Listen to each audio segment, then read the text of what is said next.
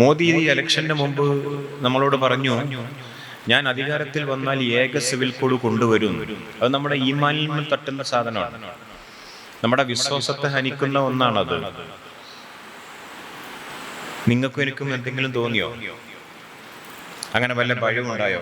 ഞാൻ അധികാരത്തിൽ വന്നാൽ ഏക സിവിൽ കോഡ് കൊണ്ടുവരുമെന്ന് നരേന്ദ്രമോദി അദ്ദേഹത്തിന്റെ പാർട്ടിയുടെ മാനിഫെസ്റ്റോയിൽ എഴുതി വെച്ച് അത് ഒച്ചൈസ്വരം പ്രഖ്യാപിച്ചപ്പോൾ എനിക്കും നിങ്ങൾക്കും എന്തെങ്കിലും തോന്നിയോ? ഒരു ഭയം, ഒരു നിരാശ, ഒരു വിയോജിപ്പ്, അങ്ങനെ വല്ലതും തോന്നിയോ? ഇന്ത്യയിൽ കഴിഞ്ഞ സമയത്ത് രണ്ട് സംഭവങ്ങൾ ഉണ്ടായി. ഒന്ന്, ഇന്ത്യന്റെ പാർലമെന്റ് മന്ദിരം ഉദ്ഘാടനം ചെയ്തു. ഏതാനും മാസങ്ങൾ കഴിഞ്ഞില്ല അപ്പോഴേക്കിനും രാമക്ഷേത്രം ഉദ്ഘാടനം ചെയ്തു. പക്ഷേ വലിയൊരു രംഗം നിങ്ങൾ ശ്രദ്ധിച്ചോ എനിക്ക് അറിഞ്ഞൂടാ. പാർലമെന്റ് മന്ദിരം ഉദ്ഘാടനം ചെയ്തത് ഒരു സന്യാസിയാണ്. രാമക്ഷേത്രം ഉദ്ഘാടനം ചെയ്തത് ഇന്ത്യന്റെ പ്രധാനമന്ത്രിയാണ്. നിങ്ങൾക്ക് എന്തെങ്കിലും തോന്നിയോ? എന്തെങ്കിലും ഒന്ന് ഒരു പരിഹാസ്യമെങ്കിലും തോന്നിയോ? ഒന്നും തോന്നിയില്ലല്ലോ. പള്ളി ഉണ്ടാക്കേണ്ടതാരാ? പള്ളി കമ്മിറ്റിയാണ്. ക്ഷേത്രം ഉണ്ടാക്കേണ്ടതാരാ? ക്ഷേത്ര കമ്മിറ്റിയുടെ ഭാരവാഹികളാണ്. ക്രിസ്ത്യാനികളുടെ ആരാധനാലയം നിർമ്മിക്കേണ്ടതാരാ? അവരാണ്. ഗവൺമെന്റിന് എന്താ പണി? ഗവൺമെന്റിന് നാഷണൽ ഹൈവേ ഉണ്ടാക്കണം, യൂണിവേഴ്സിറ്റി ഉണ്ടാക്കണം, അണക്കെട്ടുകൾ ഉണ്ടാക്കണം, ഫാക്ടറി ഉണ്ടാക്കണം, IIT-കൾ ഉണ്ടാക്കണം, ചെറുപ്പക്കാർക്ക് തൊഴിൽ കൊടുക്കണം, വിമാനത്താവളം പണിയണം, ആർട്സ് ആൻഡ് സയൻസ് കോളേജ് കൊണ്ടുവരണം. ഇതൊക്കെയല്ലേ ഗവൺമെന്റ് ചെയ്യേണ്ടത്.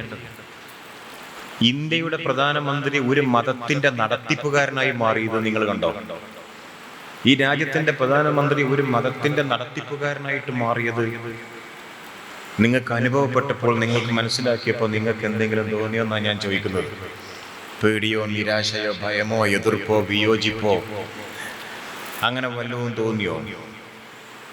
ഞാൻ ജീവിച്ചിരിക്കെ മുസ്ലിങ്ങൾക്ക് സംവരണം കൊടുക്കാൻ ഞാൻ സമ്മതിക്കില്ലെന്ന് ഗുജറാത്തിൽ 3 ലക്ഷം പേര് പങ്കെടുത്തൊരു റാലിയിൽ മോദി പ്രസംഗിച്ചത് ഇലക്ഷൻ സന്ദർഭത്തിലാണ്, ഇലക്ഷൻ സമയത്താണ്. രാഹുൽ ഗാന്ധി മുസ്ലിങ്ങൾക്ക് വേണ്ടി പറയാൻ വേണ്ടിയിട്ടാണ് ഇന്ത്യയിൽ നടക്കുന്നതെന്നോ അദ്ദേഹം കൂട്ടിച്ചേർത്തു.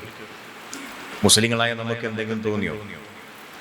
ഞാൻ സിമ്പിളായിട്ട് വളരെ നിസ്സാരമായിട്ടൊരു ചോദ്യം ചോദിക്കട്ടെ. ഇതൊക്കെ ചെയ്യുന്ന മോദിയെ പേടിക്കണോ? ഇതൊക്കെ കണ്ടിട്ടും ഒരു നിരാശയെങ്കിലും തോന്നാത്ത നമ്മളെ പേടിക്കണോ? ആരെയാണ് നമ്മൾ ഭയപ്പെടേണ്ടത്?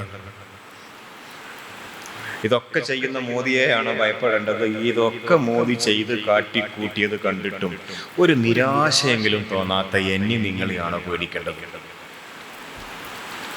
എൻ്റെ ഉത്തരം, നമ്മളെയാണ് പേടിക്കേണ്ടത്. നമ്മളെ ഈമാൻ എന്തോ പറ്റിയതാണ്. ഈമാൻ എന്ന് പറഞ്ഞാൽ, ഞാൻ പണ്ഡിതന്മാരുടെ സാന്നിധ്യത്തിൽ പറയുകയാണ്, ഈമാൻ എന്ന് പറഞ്ഞാൽ നിസ്കരിക്കുകയും നോമ്പ് വെക്കുകയും സക്കാത്ത് കൊടുക്കുകയും ചെയ്യുക മാത്രമല്ലല്ലോ. നമ്മുടെ ഒരു ഇസ്സത്ത്, നമ്മുടെ ഒരു അഭിമാനം, ഇതൊക്കെയുള്ള നമ്മളെ മഹാന്മാരായ നേതാക്കൾ പഠിപ്പിച്ചത്.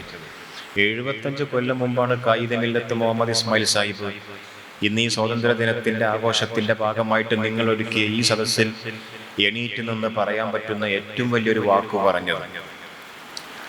നിങ്ങൾ രണ്ടുപേരും പരസ്പരം കണ്ടുമുട്ടിയാൽ, ഖായിദ മില്ലത്ത് മുഹമ്മദ് ഇസ്മായിൽ സാഹിബ് എന്ന് പറയുന്ന ഇന്ത്യൻ മുസ്ലിങ്ങളുടെ നേതാവായിരുന്ന മനുഷ്യൻ, സൂഫി സമാന ജീവിതം നയിച്ച ഒരു മനുഷ്യൻ, ആ മനുഷ്യൻ സ്വന്തം അനുയായികളോട് പറയണം, നിങ്ങൾ രണ്ടുപേരും പരസ്പരം കണ്ടുമുട്ടിയാൽ, നിങ്ങൾ രണ്ടുപേരും മുസ്ലിമീങ്ങളാണെങ്കിലും, നിങ്ങൾ രണ്ടുപേരും സംസാരിക്കുന്നത് മൂന്നാമതൊരാൾ കേൾക്കുന്നില്ലെങ്കിലും വർഗീയത പറയരുത്, വർഗീയത പറയരുത്.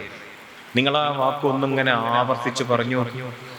നിങ്ങൾ രണ്ടുപേരും പരസ്പരം കണ്ടുമുട്ടിയാൽ, നിങ്ങൾ രണ്ടുപേരും മുസ്ലിമീങ്ങളാണെങ്കിലും, നിങ്ങൾ രണ്ടുപേരും സംസാരിക്കുന്നത് മൂന്നാമതൊരാൾ കേൾക്കുന്നില്ലെങ്കിലും നിങ്ങൾ വർഗീയത പറയരുത്. ഇത് പറഞ്ഞ നേതാവ്, മുസ്ലിങ്ങളുടെ നേതാവ് ഖായിദ മില്ലത്ത് മുഹമ്മദ് ഇസ്മായിൽ സാഹിബാണ്. ഈ വാക്ക് ഇപ്പോൾ പുതിയ ഇന്ത്യ ചർച്ച ചെയ്യപ്പെടേണ്ട ഒന്നാണ്. പുതിയ ഇന്ത്യയിൽ ഉറക്കെ പറയേണ്ട ഒരു വലിയ സപ്തവാക്യമാണ്.